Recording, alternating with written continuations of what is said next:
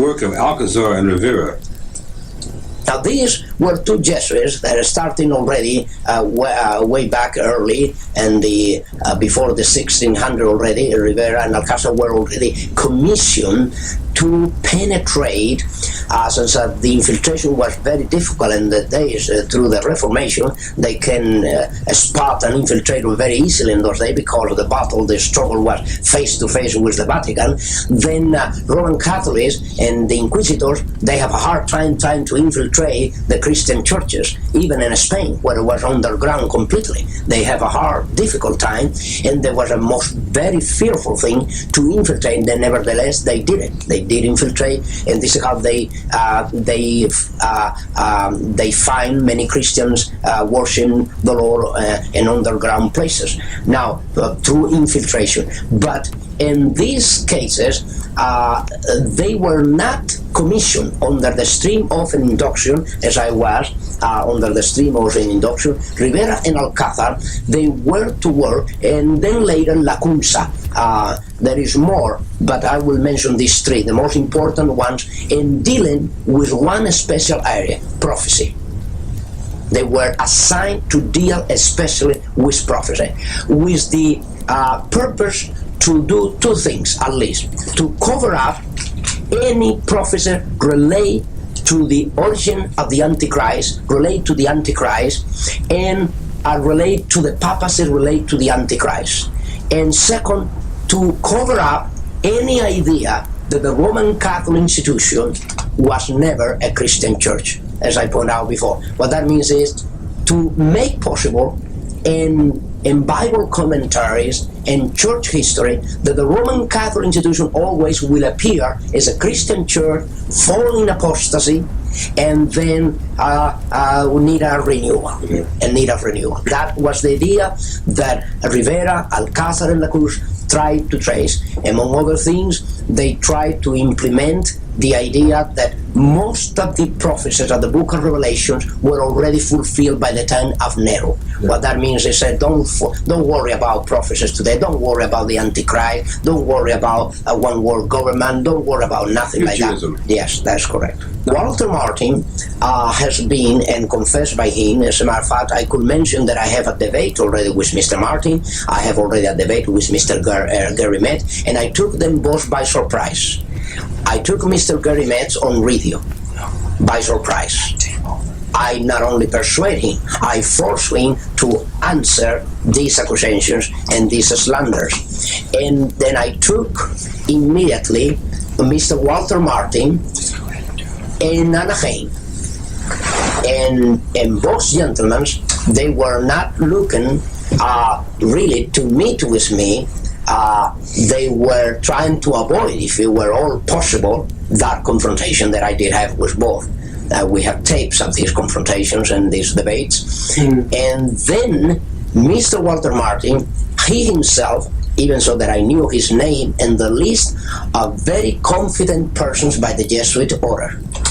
What that means is that the Jesuit order will have a list made up in United States of people as well as institutions that are worth trusting. And Mr. Walter Martin, I even mentioned to him in this confrontation with him that his name was listed in that list. What did he say? And he said to me, well, I don't know why my name is there. I said, you should know. He should know. Yes. I said, you should know. As a matter of fact, why Mr. Walter Martin, 25 years ago, he even wrote about the cult to Mary, a book about Mary, and 25 years after, he have a list, as a matter of fact, that I have with me, a list of cults where he lists the most dangerous cults, and all who in the list of his most dangerous cults are Christian Science, Jehovah's Witnesses, Mormons, starting with the Mormons. And suddenly I thought, I was expecting that he will place at the top of the most dangerous cult Roman Catholicism, but were the Mormons. Now, the Mormons become the victim of Roman Catholicism not only, but become the victim of Mr. Walter Martin, because even the Mormons are the product of Roman Catholicism. The pressure for Sunday in the future is an issue, is that a product of the Jesuits, or what do you know about that? Well, what I know is this, that even the Seventh-day Adventist denomination has been placed under the greatest setup and a real setup of all the history of the denomination. And the proof and evidence is that now the leadership is already in a position where they themselves cannot play the role of Frankenstein no longer, because they're being unveiled, they're being discovered, and their intents and their true intents, in cases where already most of them has been already trained, prepared by Jesuits to be where they are. So, will this Sunday issue seems to be on the president's desk to be signed? The moral majority is pushing for it. The Lord's Day Alliance has pushed for it from its inception. That was one of the reasons it was created. Yes. So in other words, you think that for example, the Adventist leadership are going to fold up? No, that is not true. No. In the how the denomination has been set up and their keeping of the Sabbath is this. The Roman Catholic institution already, and this is why you have Biacochi and some other elements within the denomination, they already has been even honored, and condecorated by the Vatican concerning their work. And actually, the Roman Catholic institution is preparing the greater surprise of them all, because it's not going to be even Sunday that they are going to be after. It's going to be Saturday, and you will see why. The reason of this is when already Catholicism already came about with the idea during the Vatican Council II that a Roman Catholic Mass that was only to be performed on Sundays as to be the only valid Mass for Roman Catholic.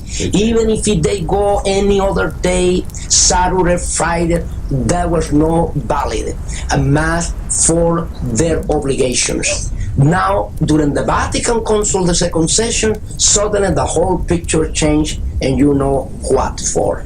The whole picture changed and said, now Saturday Mass is considered to be valid Mass as Sunday Mass. But that means not only that, more than that, Saturday Mass can replace Sunday Mass.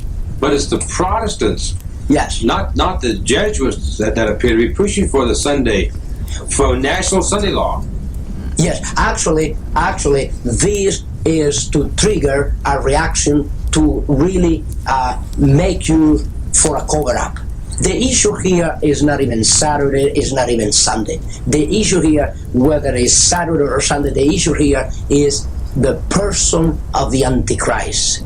You see, in matters of days, right now, the conflict is being utilized. The struggle between Saturday and Sunday is being utilized more for the benefit of Roman Catholicism than even for the benefit of the Christian Church. And that is how it has been exploited, to the point that already the Vatican approved, listen to this, approved the publication officially of Biacochi, and dealing with from his book called From Saturday to Sunday. Now, if the Vatican go as far as approving a publication as such, what do you think that is happening? Do you see the point here? Yeah. If the Vatican goes as far, telling an official, a member of the denominational body of the Seventh-day Adventists, I am the author of this book, I'm telling you that you have changed Saturday to Sunday, that you, as a Roman Catholic, you were the one that changed it. I mean, openly saying that there you did this, and the Cardinal comes and said, oh yes, we agree, we did this, we agree. Now, what are they trying to gain by doing this, by accepting this? What they are trying to gain? They are trying to gain the sympathy, they are trying to gain the life, and they are trying to gain the entire denomination as they have gained the Pentecostal, as they have gained the Protestants through different other issues. Nevertheless, They touch every other issue except the real issue. Through any other issues, like the tongues business, the charismatic gift, you see, they are dealing with their things where nobody can see what is behind. In other words, they cannot openly see any evil. Because you will see the Vatican as a good, in a good position, a renewal position, say, yes, we recognize that we did wrong, we changed from Saturday to Sunday, and we admit this, and we're going to do something about it. The Vatican Council did it. You see, we are going to incorporate now officially the Mass on the day of Sabbath. You see? So the Bible's clear. Oh, yes. When they go that far, you can see one thing for sure. Now there is, in this issue, in my own personal belief of the Scripture, you do not see that the issue in prophecy is one day or the other. The issue in prophecy is more than a day. Is more than a day. The issue in prophecy is who and where is the Antichrist now. Once that the person perceives the reality in the manifestation of this prophecy, they'll know the rest according to the Scripture. But when a person is blind to the reality of who the Pope is, and the Pope is granting every favor to every other denomination, they'll believe that the Pope. If you want to do some homework throughout the news media, you will find something. As a matter of fact, not only throughout the news media, but you will find something very interesting even throughout film industry. That a lot of movies has come, and a lot of article has been written out, and a lot of television show has come out, and even movies and TV, and through radio, a lot of talk show has come out dealing with the very issues that I have dealt in these 4 parts of my testimony. They did not this before. Before 1979, over all these issues, everybody was quiet. Every other reporter will never inquire about celibacy and the problems of celibacy, about lesbian, about gays within the clergy, about the mafia and the relationship of the bishops and the cardinals with the mafia and the clergy, about the banks, international bank situation with the Vatican bank. Nothing of this was ever dealt with, except when these testimonies went out. Then the news media started dealing, the film industry started dealing with priests that were unfaithful priests, cardinals that were unfaithful cardinals, bishops that were unfaithful bishops. As a matter of fact, even Jesuits within the Jesuit order were sent out immediately to answer to these very issues, to answer in their way. What that means is they went saying from every direction, yes, we recognize there are priests involved with the mafia, there are even bishops, we recognize there are priests that they have broken their celibacy and they have committed a fornication and they're still committing fornication. We recognize it, but you see, the church is another matter. The idea always was to tell the Catholic people, tell the Christian world, yes, these things happen, but this is isolated. This is one priest, a bishop, a cardinal, someone that was unfaithful. But this is not the religion, this is not the system, this is not our belief, this is not our life, this is not our conduct. That is what they pretend to do. You have, among even present Jesuits, Hans Kahn, the German Jesuits, and then you have Malachi Martin. These men under dispensation. What that means, granting them the authority and the power by the Vatican and the Jesuit general to go out and speak against the Pope, speak against the liturgy, speak against the clergy, and they will not suffer excommunion. You see that they can go now trying to deal with these very issues, trying to justify that regardless of all this commotion, of all this immorality, of all this corruption, of all these crimes, this is different from the mother, from the system. These are individuals within the clergy, but not the system. And of course, the system is the one that created them all. has there been a certain promotion to create in the United States a special way of looking at Roman Catholicism? Oh, yes. Yes, you some mean type of propaganda special for this country? Definitely. This is why they has been so successful here in the United States, being a country of a Protestant inheritance with a Christian beginning, right in the 1620, when the Pilgrims arrived to the northeast coast of this country, and suddenly today is making a concordat between the Vatican and the United States. Now, what that means, this is the greatest treason ever known to the very founders of this country. I mean, the most direct treason and betrayal that have taken place in this country has taken place, and the fact that now this government is looking for fellowship, for relationship with the very criminals that caused the greatest massacre in Europe, by which massacre and through which persecution the Pilgrims arrived to the northeast coast of the United States. We were told that the United States would repudiate every principle of the Constitution, and I'm sure that that is not too far in the distant future.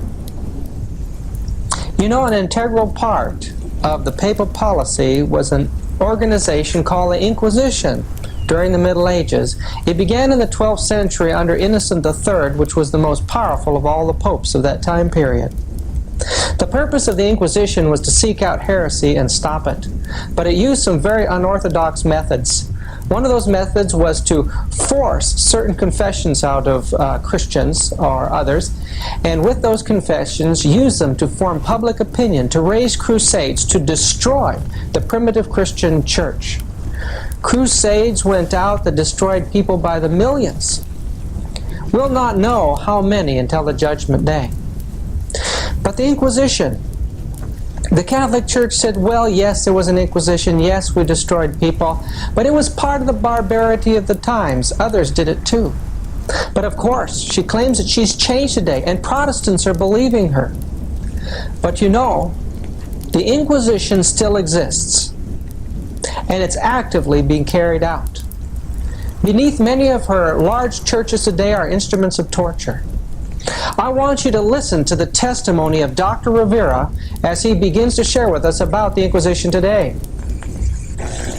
In your training and in your life as a Jesuit priest for many years, did you ever come to the point that you were required to destroy human life?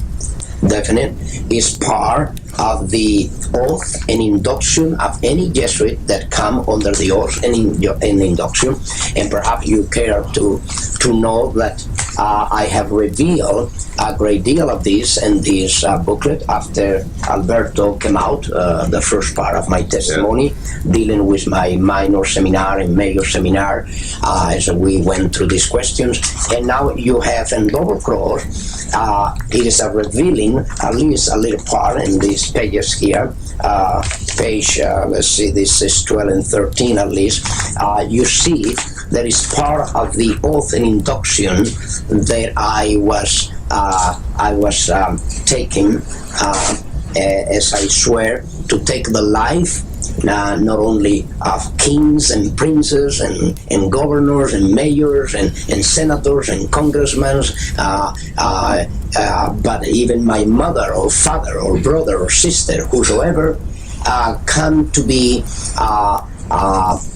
between the interests of the Roman Catholic system and the interests that they pursued. What that means is, if a president of a nation is there to interfere with the interests of the Roman Catholic institution and their pursuit of power, they will be crushed.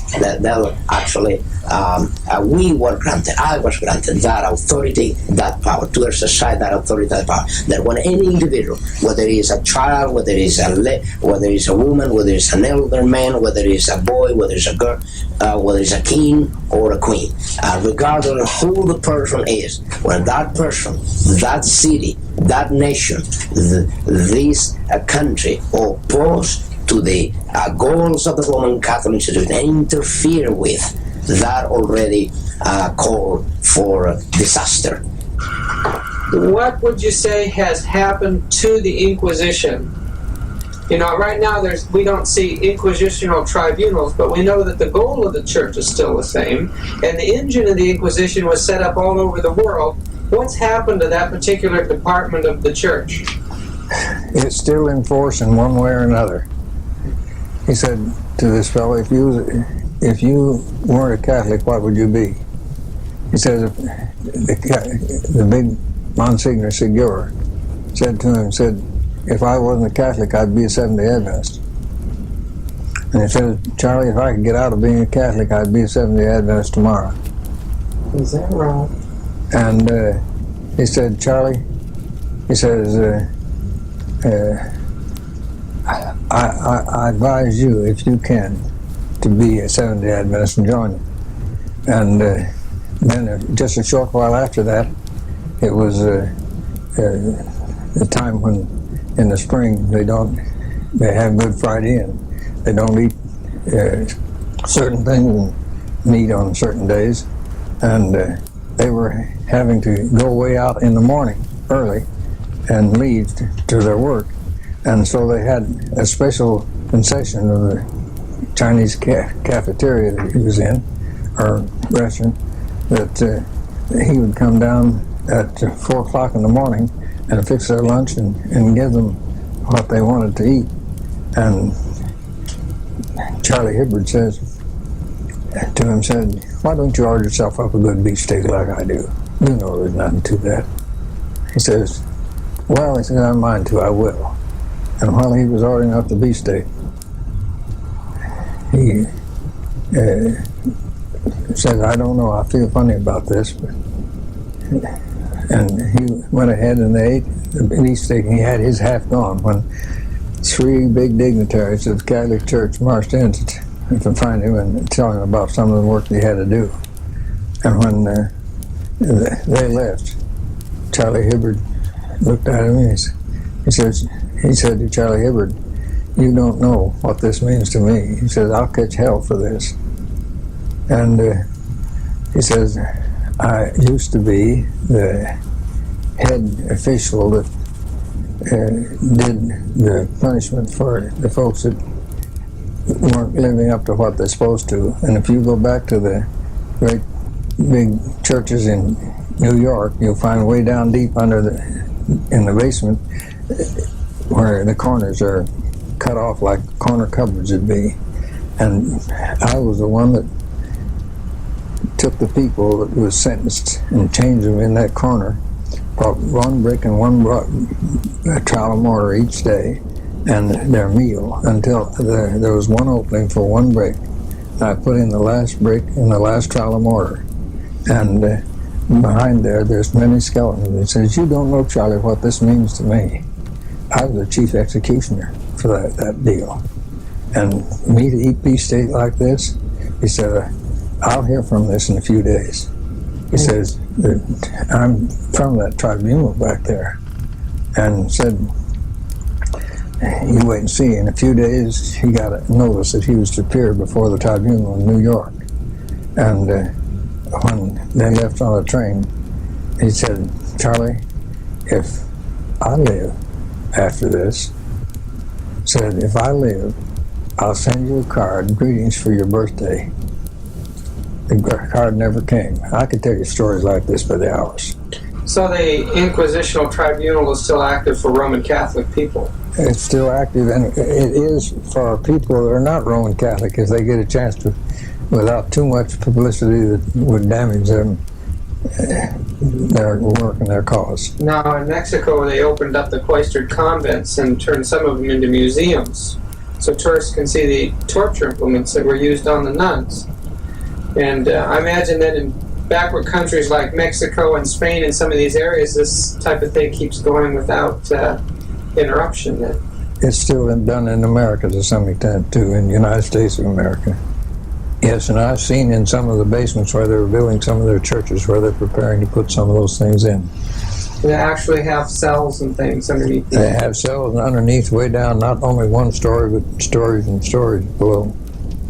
There is enough left of the old Inquisition. I will say there is there is a new Inquisition today, not even tomorrow, it's at work today, and here, even in the United States, and has been always. There is not replacement of a new Inquisition replacing the old. No, what happened is that the old Inquisition, as the years went by, under the sponsorship and guidelines of the Jesuit general and the Jesuit order, they has been changing their devices and their tools and their I will say their devices and their methods. You see, what happened is the Inquisition is the same Inquisition. The Holy Office never closed the door since it was established in 1200. You see, it never closed the door. As a matter of fact, within the Vatican, this is an office that never closed the door day and night. Today have a different name. It happened that they have a different name today, as they have different devices and methods to bring people to trial. Today, the Inquisition is at work. As a matter of fact, you have a book here that is called Night Journey from Rome, that we came to publish. A Night Journey from Rome is one of the last converted Roman Catholic priests in the United States, an American priest that was converted to Christ and his gospel about 2 years ago and came with us to the reading of Alberto, the first part of my testimony. He was Clark Butterfield, is his name, a Californian priest. There is the book here, Night Journey from Rome. And here is the most revealing thing about the actual Inquisition in the United States. He was so much aware of the reality of that Inquisition that in his own will, he prevented even his relatives, his own mother, his own relative, from bringing his body to the Roman Catholic parish the day that he was ready to depart to be with his Lord and Savior. And he almost prophesied, and I will, because exactly that was the intention. Immediately that he was killed and murdered by the Jesuits of Rome and Detroit, Michigan, through a Roman Catholic doctor, member of the Knights of Columbus. Then you can see the Inquisition is alive and well, with different devices, different methods, and a different name. Today they call the Office for the Preservation of the Doctrine and the Faith. We were trained in many different things, from chemistry for poisons to warfare of any kind. And of course, we were not to be involved in these things. Let me explain this. Jesuits, under the stream of an induction, they were not directly to be involved. They only were the elements, the intellectual element that will prepare this. The case of Abraham Lincoln. Abraham Lincoln, the president, was killed by the Jesuits of Rome, but there was no a Jesuit there involved directly. Nevertheless, was the Jesuit who prepared the plot against his life and prepare and train those who were to kill him. They arranged it. Yes, it happened with President Kennedy, the same thing. The assassination of Kennedy is another fact that can be proved. Adventists should wake up. Time is short. What organizations have now been taken over by the Jesuit order and other institutes of Catholicism? What world powers are in her hands to be used in this final chess game for the takeover of the world? We can get some idea when we look back to the Council of Trent in the 1540s through the 1560s. At that time, during those years, we find vows that were taken by these secret orders to take over the education of the Protestants, take over their schools, take over their churches, especially to destroy the Protestant Bible by creating many translations, destroy the monarchies of Europe, destroy nationalism, to use astronomy and astrology to create new calendars that would eventually transfer the sanctity from Sabbath or Saturday to Sunday. Their goal was to take over the business world, internationalism. They were to take over banking, to take over Judaism and the movement of Zionism, to create political strife and chaos and all of these things for one end, that Catholicism should rule. Listen. I did training in monasteries and convent where I prepare cursillistas, the Legion of Mary, the Blue Army, many of these militant organizations.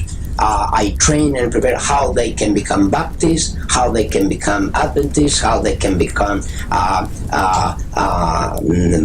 Methodists, how they can become Presbyterian, how they can become Pentecostal, and all these areas where they must infiltrate any area. You bring up one of the other questions I have. Might as well ask it now. Particularly the Blue Army. Is that in some way connected with the Fatima? That's correct. Is yes. that to protect it, or that they are the army that creates the greatest promotion of that cult, of that satanic cult here in the United States. In every country, the Roman Catholicism displayed this promotion to the so-called Virgin. There is not even Mary, the Mary that we know in the Gospel, but a distortion of that really, truly Mary of the Gospel. They display to different militant organizations the promotional need for certain saint or virgin, whatever. And the Blue Army is the greatest promoters of the call to Mary here in the United States. The Opus Dei is another arm of the Jesuits. What that means, you have Masons, you have Illuminatis, you have the New Age movement, you have the Trilateral Commission, you have the Club of Rome, you have so many others. They are in different areas working through certain programs what they need in that particular area where these organizations move, whether they are secret or public organizations. They need to control certain area of certain people, and this is where and how they'll be ready to have them under control through these organizations. The Opus Dei mainly, they move next to what they call Christian democracy. The so-called Christian democracy is an outgrowth of this Opus Dei. It's exactly the words in Latin precisely define that. The Latin definition is for Opus Dei is the work of God. What that means, the Opus Dei, Opus meaning the work, and then you have how you call Dei, Opus Dei, the work of God. When the Council of Trent occurred, it was controlled by the Jesuits. Yes. How about the Vatican II? Now, a connection yes, the connection is very, very, very prophetic. I will say this, and I think that will clear the whole point here, because it's so prophetic that while the Council of Trent was the first council to be managed by the Jesuit order, the Vatican Council was brought about by the same Jesuit order with the same intention. And you know the intention of the Council of Trent. The intention behind the Council of Trent was the Counter-Reformation. What was the intent of the Vatican Council II? Another Counter-Reformation, but called today, how you call it? Renewal. You see the point? Now, the change wasn't made, but the intentions were the same.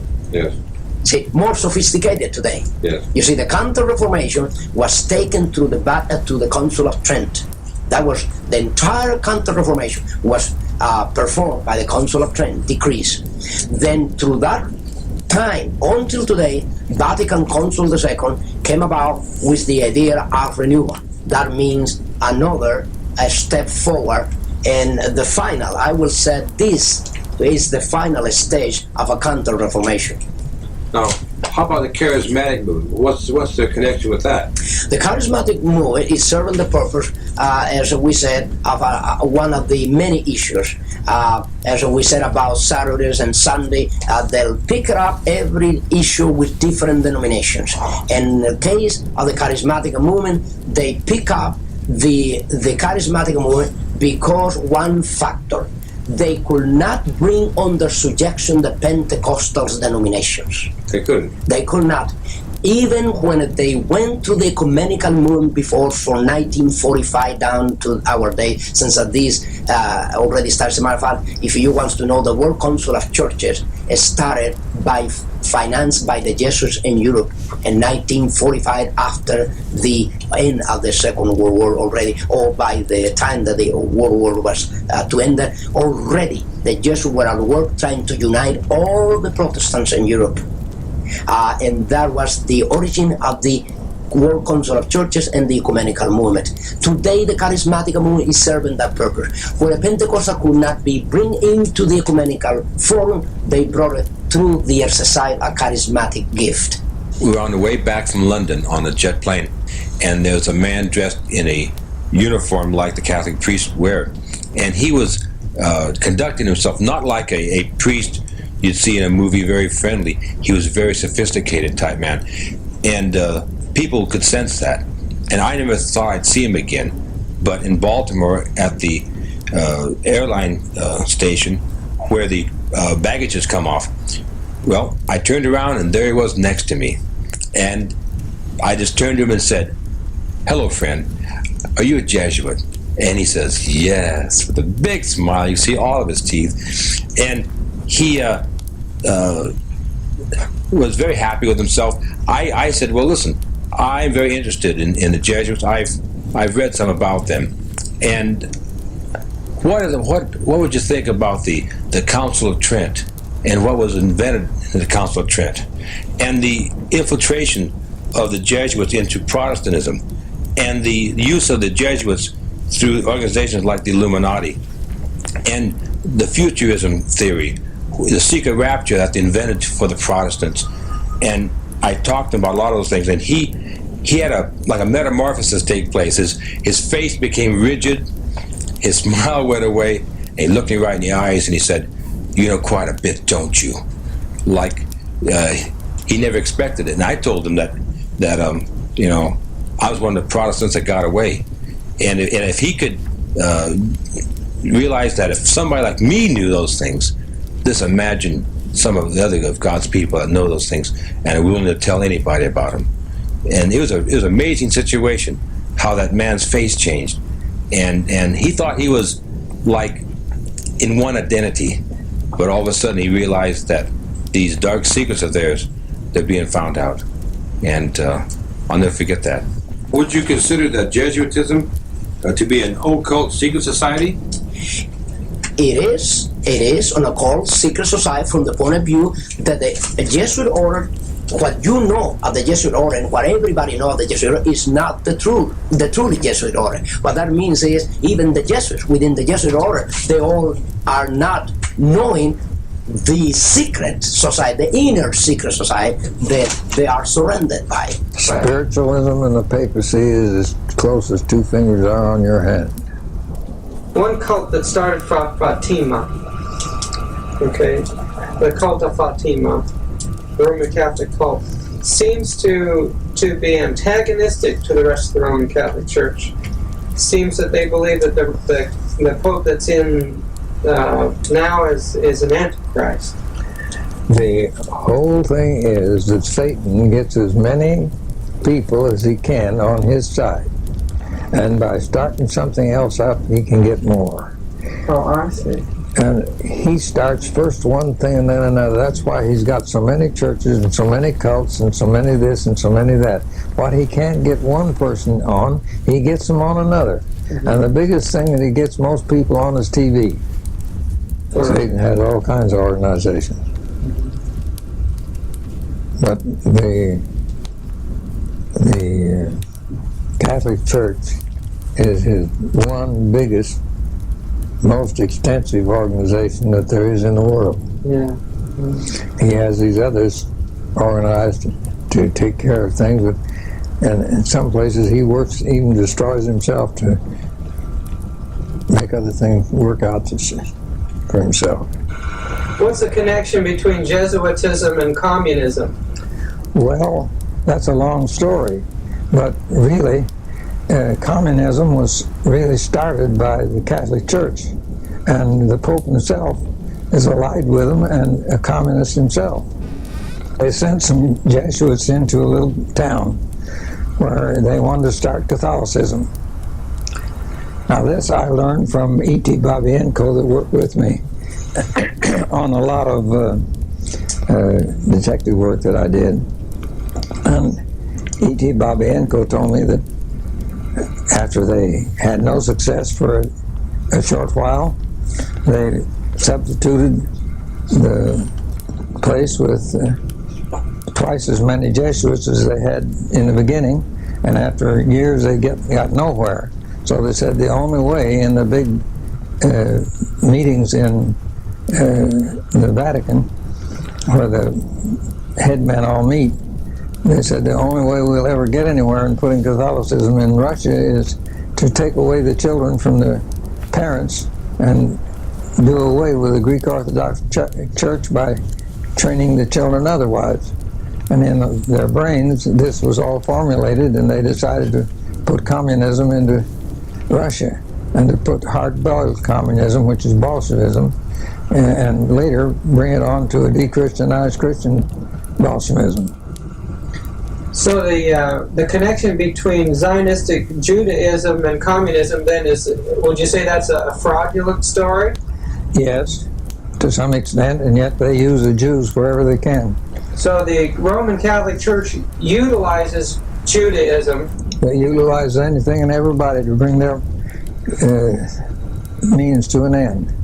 So these writers that point to the international Jewish conspiracy, drawing from historical material that appears to see the Jewish involvement in all this, may very well be part of the Catholic ploy to take the heat off of themselves? Yes, and that's absolutely the truth. And have you ever heard tell of this book that Zionism taken over? Protocols. Elders of Zion. Yes, I have one of the books. They're hard to get. I can get them if necessary for anybody, but I have ways and means of getting them. It takes me a little while to get them, and when you get them, you better keep them to yourself. But here's the thing: when the Zionists got all that underneath, the Catholics got a hold of some of this book material in these books, and now, what do you think that Hitler did away with all the Jews for? Is to get rid of the heads and the ones that would promote this Zionism, and they're doing what the Zionists proposed to do. So they actually, in reality, then, there is a Zionist movement, but the Roman Church is trying to take over it and control it for their own purposes. They have a club of 300 at Rome that does nothing but figure out how they can do it and why they can do it and where they can do it and why they can go ahead. The war in Vietnam was nothing more than just using the United States to put in Catholicism into Vietnam. What do you know about the organization of the Knights of Columbus? I know too much. Too much. And too much to tell. Oh, I see. But I know one thing. That is that they're a strong organization in the United States, and they have a lot to do with this here Mustachia Army. The Ustachis? Yes. When I was... Are the Knights of Columbus also organized in other countries? You bet your life or they are. Are they financing the Ustachis of certain... Wherever there is in other countries, they're organized. Wherever the Catholics are in force, they're organized. Well, is the Knights of Columbus an extension of the Jesuit order? Well, but into secular society? They all work together. They're dovetailed. Do you know anything about the connection between Roman Catholicism and Masonry? They're tied in together. Would you say Roman Catholicism actually manipulates and controls Masonry? they've got to the place where they're in control of a lot of things, and they have a lot to do with Masonry. You know, one of the heads of Masonry, at the head of things, is a Catholic. One night he told you that they run our church. Tell us about that. His people run our church. He Who said, were his people? the Catholic Church. The Catholic Church run all churches. He said that to you, Yes, yes. and specifically that the Catholic Church runs the Seventh-day Adventist Church. Well, very much like that. I don't recall exactly the way it was worded. This is the impression that I got from what he had said, the statement that he had made. We. He always whenever he said we, that was the church, and he always included himself as the church. From Jeannie's testimony about her marriage to a Catholic priest agent, we get a sense of the tremendous confidence that the Roman Catholic Church has now in her position of dominating the nations and its institutions. Very soon we're going to be locked into a period of terrible persecution, and there'll be many martyrs among the faithful Christians. Listen to the words of Revelation 17, verse 6. And I saw the woman drunken with the blood of saints and with the blood of the martyrs of Jesus. She is uniting with the rulers of the world. Listen, in verse 12, and the 10 horns which thou sawest are 10 kings, which have received no kingdom as yet, but receive power as kings 1 hour with the beast. Rulers in this world will give their political power to a system, a political system, that will be dominated by the papacy. And that system is going to make war upon God and his followers. In Revelation 18, part of our last message to the world is to tell the world, all nations have drunk of the wine of the wrath of her fornications, and the kings of the earth have committed fornication with her. That the governments of the world are in an unholy alliance with the Roman papacy, and God is going to judge them. I want you to listen very carefully to Dr. Hiram Duke's testimony as he shares their position in world politics. When I was behind these locked doors, they told me that they were going to cede the South. And with what they told me then, I knew they were planning World War II. And I knew they were planning on bringing all the DPs and seeding the South with DPs. They've done it. They've got to the place now where DP is... What's a DP? that's the folks that are displaced in the old country on account of war. Well, one thing that's interesting is no bombs are dropped on the Vatican. Well, my wife was the head stenographer in the Vatican, in the Pentagon at that time. And she gave all the orders and sent out all the orders to the big men. And she had orders to see that there was no Protestant flew over the Vatican and over Rome, because they were afraid that they might, through their own ingenuity, want to drop a bomb there.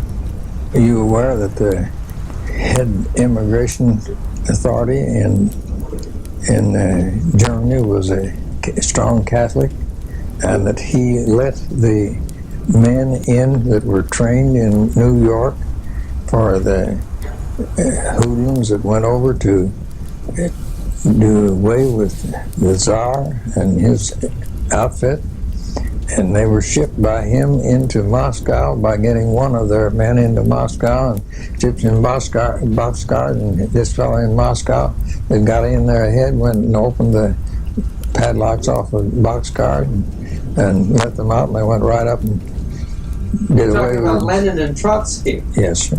Trotsky was trained in New York, wasn't he? Yeah. He had a bunch of hoodlums. Got to talking with E.T. Babienko about a lot of things. We got in places where we wanted to know things. We put on priest garb, dressed up like a priest, and he put on even garbs on beyond the priesthood. Well, because he spoke in 44 languages more fluent than I do in English, and his wife speaks 33 languages fluently. Why, and he understands enough in other languages right away quick, and he picks them up like magic. The General Conference used him for interpreter to go between a lot of these places wherever they needed him. And he went to Europe and went to Asia and a lot of these different things. And when he went to Asia, he was over in the Himalayan mountains, where it's so difficult to learn the language. He learned some things was going on in Europe, and he wanted to go over and find it out. So he took an airplane, he flew over there, and he dressed up like a big head man in the Catholic Church, and he went in among these other men, and he purported that he couldn't understand their language. They had to get him an interpreter. So they got him an interpreter, and he understood their language better than they did. And he understood everything they were saying, and everything they were saying about him. And that way, why, he fooled them to where they thought he was a high dignitary, and he went in and found out things that he wouldn't otherwise. When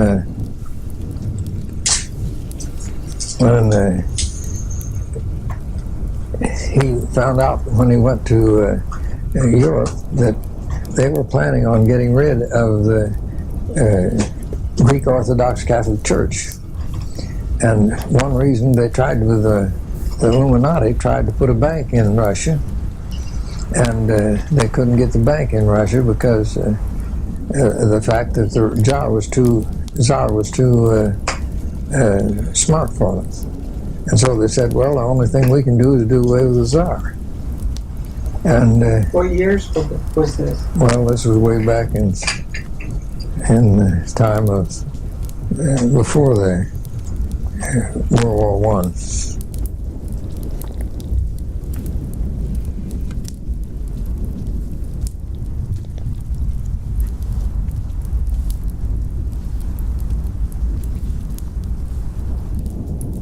They wanted to not only get rid of the Tsar, but they wanted to get Catholicism into Russia. And they were trying this before they tried to get the money bank in there. And when they sent, I think it was 1,000 Jesuits into Russia, most of them were centered around a little country town and a little place in Russia. And they tried it for over a year and they didn't make any headway. So they sent twice as many more in that area, and then they didn't get anywhere. So they called a big meeting over in Rome of all the head folks from all over the world, and they planned on what they could do, and they found out that the best thing they could do was to get rid of the parents taking care of their children, to educate the children, and that way, if they took the children away from the parents, that they could control and get Catholicism in there later. So they put in hard-shelled Bolshevik communism, and they said, well, we'll annul that and get a choice in that way later on, and put in a de-Christianized Christian communism. And they planned all this ahead.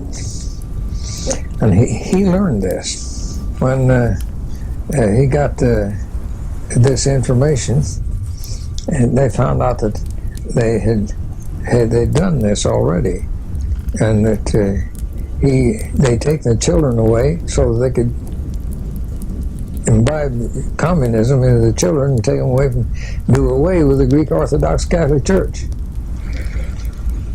And then they could control and later get things into Russia, and control Russia.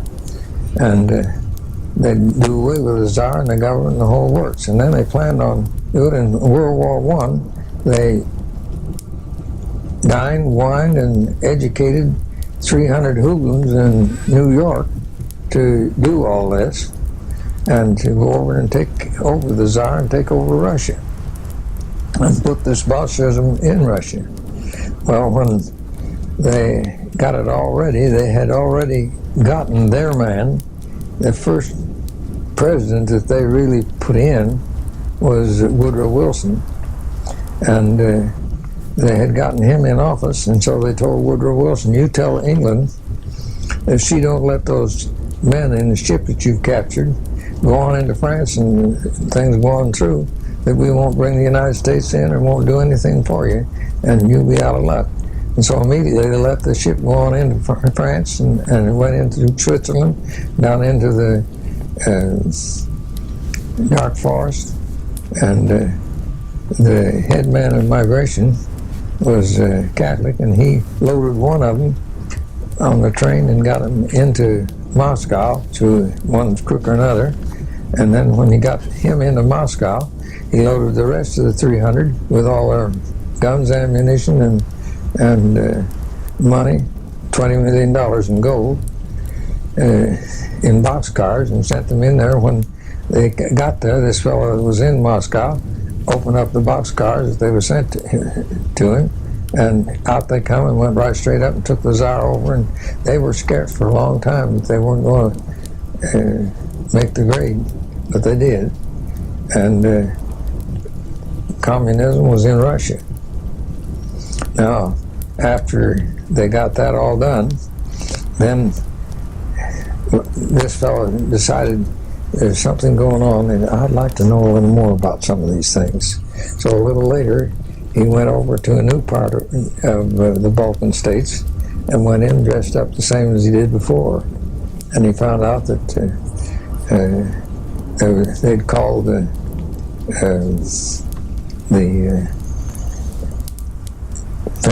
folks from all over the world into the Vatican to plan for things in the future, and that they were planning on putting a new war into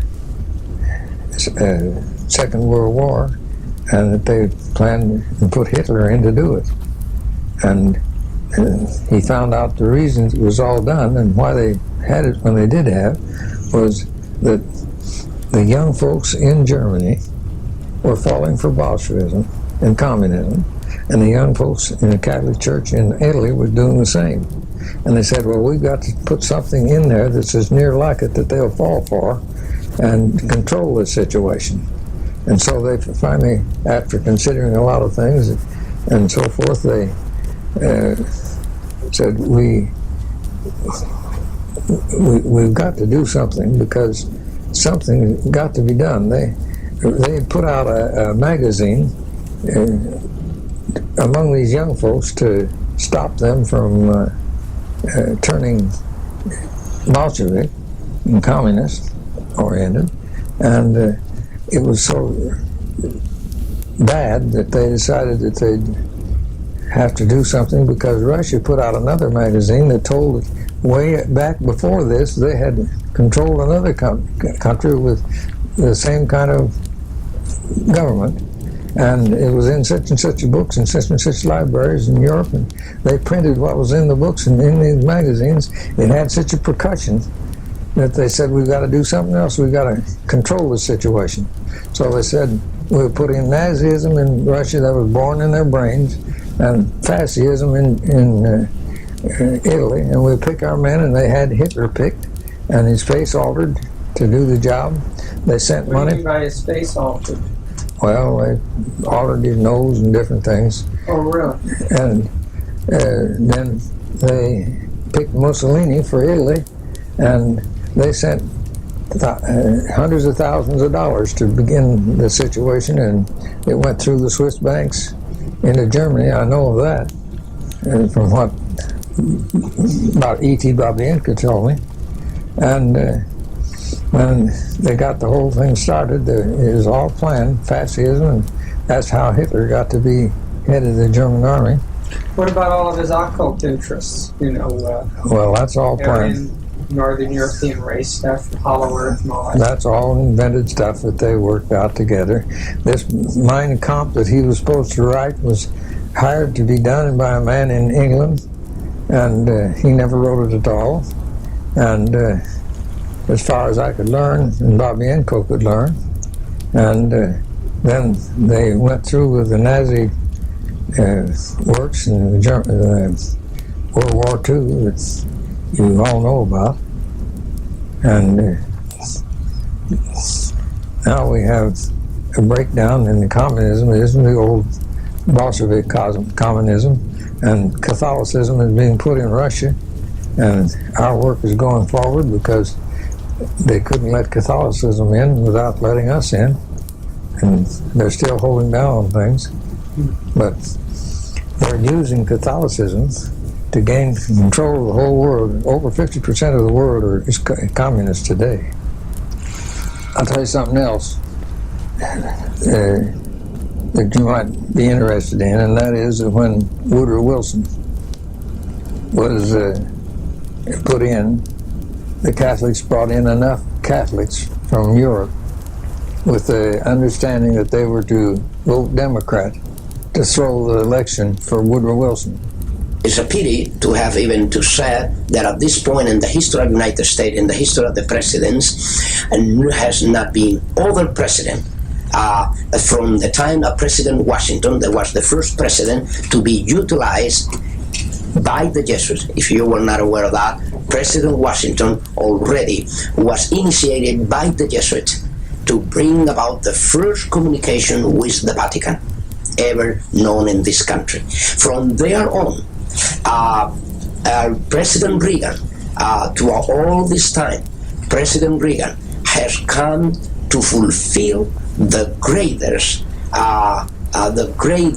moment in the history of this conspiracy, because no other president has come as close as President Reagan with the Vatican, and even not even John F. Kennedy. What that means is they have done to President Kennedy, to President Reagan, what they were not able to do even through a Roman Catholic president. And nevertheless, I will say this: the religious belief of President Kennedy is nothing more, nothing else than another expression of Catholicism. Perhaps I need to clear this. Roman Catholicism is not only the Roman Catholic system. Roman Catholicism is still, and it has been at work outside the Roman Catholic system. What that means, there are many daughters of the Roman Catholic system outside the Roman Catholic system. And as there are many daughters, these daughters have children, and of course President Reagan fit within that picture. His relationship with the Vatican today brought about several things. One of them is the diplomatic relationship with the Vatican. Second, the preparation for the signature of a concordat between the Vatican and the United States. And if you want to know, this never took place overnight. President Reagan was prepared and is here for the task that is performing today as President of the United States by the Jesuits of Rome, in the time that he served as a star in a movie that was very well known and still being shown today, a very old movie about the football team of Notre Dame. Rockne. That's correct. This is the time that the first contact was made by the Jesuits with Reagan. Jesuits, under the stream of an induction, they were not directly to be involved. They only were the elements, the intellectual element that will prepare this. The case of Abraham Lincoln. Abraham Lincoln, the president, was killed by the Jesuits of Rome, but there was no a Jesuit there involved directly. Nevertheless, was the Jesuit who prepared the plot against his life and prepare and train those who were to kill him. They arranged it. Yes, it happened with President Kennedy, the same thing. The assassination of Kennedy is another fact that can be proved of any time that was ordered and by the Jesuits in order to get rid of a president that already was ashamed to the Roman Catholic institution, being Roman Catholic. You have two different streams. In Abraham Lincoln, you have that there was a man professing to be a Christian, solid Christian, and then there you have a man that professed to be a solid Catholic, but then put to shame his own institution when he was confronted about what he will do as a Roman Catholic president about the Constitution and about the interests of the Roman Catholic institution. When he placed the Constitution of the United States above the canon laws of the institution,